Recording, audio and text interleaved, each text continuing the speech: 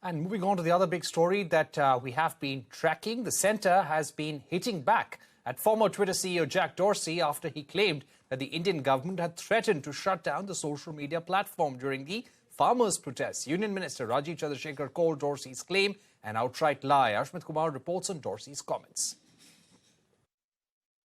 Hashtag Jack Dorsey. This was the #1 trend on Twitter India for very many hours. Now, why is that? Breaking Points, a US-based self-proclaimed anti-establishment YouTube channel, decided to host Jack Dorsey. And when asked about government pressure on Twitter, this is what the former Twitter boss had to say about India. Well, India is a country that had many requests of us around the farmers' protest, around particular journalists that were critical of the government. It manifested in ways such as we will shut Twitter down in India, which is a very large market for us. We will raid the homes of your employees, which they did. We will shut down your offices if you don't follow suit. And this is India, a democratic country.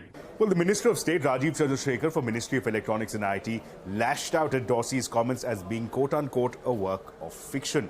He further went on to say that Twitter repeatedly was in violation of Indian laws between 2020 and 2022. And he further went on to say that Dorsey's Twitter had a problem with sovereignty of Indian law. I just want to refresh Jack Dorsey's memory, and certainly all your viewers, that between 2020 and 2022, Twitter was violating Indian law multiple times. And it was in non-compliance several times during those two years. And it started complying only in June 2022. During that entire period, nobody went to jail, nobody was raided. And so Jack Dorsey, knowing fully well that Twitter did not comply with Indian law and did not face any consequence of that, is today lying and making up this story about raids and arrests. Well, the opposition leaders are simply not buying the minister's explanation. Kapil Sibal says that Jack Dorsey, being the former Twitter boss, has no reason to lie. Manish Tiwari criticized the government over stifling of dissent over the last 9 years.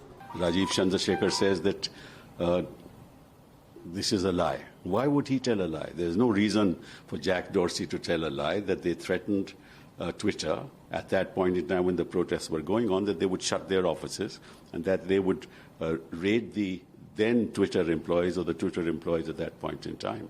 There's no reason for him to tell a lie. He's not against the BJP. He's not against this government. Why would Twitter be against anybody? Right? They're in business, that's all. And there is every reason for others to tell a lie. Well, what Jack Dorsey has said is not surprising at all. In the past 9 years, after 2014, there has been a systematic erosion of the freedom of speech and expression and civil liberties in the country. Interestingly, Jack Dorsey's allegations on government pressure comes just days ahead of the Prime Minister's state visit to the United States. In New Delhi, Ashmit Kumar. All right, that's a story we'll